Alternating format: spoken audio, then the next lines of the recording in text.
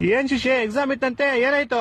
ಅಯ್ಯೋ ಏನ್ ಕೇಳ್ತೀಯ, 30 ನಿಮಿಷ ಓದಿ ಹೋಗ್ 3 ಅವರ್ ಎಕ್ಸಾಮ್ ಬರ್ಬಿಟ್ಟು ಬಂದಿದೀನಿ. ವಾ ರಿಸಲ್ಟ್ 3 ದಿವಸ ಬಿಟ್ಕೊಂಡ್ ರಿಸಲ್ಟ್ ಬಂತು, 3 ಮಾರ್ಕ್ಸ್ ಬಂದೈತೆ. ಆಮೇಲೆ ನಮ್ಮಪ್ಪ ಮಾರ್ಕ್ಸ್ ಗಳನ್ನ 3 ನಿಮಿಷ ನೋಡಿ 3 ಅವರ್ ನಂಗೆ ಬೆಲ್ಟಲ್ಲಿ ಹೊಡೆದ್ರು.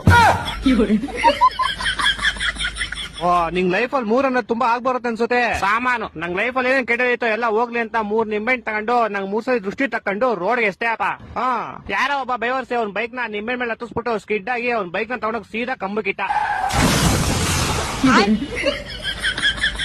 ಬಿಡು ಹೋಗಿ ನಿನ್ ಕೆಟ್ಟದೆಲ್ಲ ಆಕ್ಸಿಡೆಂಟ್ ಅಲ್ಲಿ ಹೋಯ್ತು ಅನ್ಕೋ.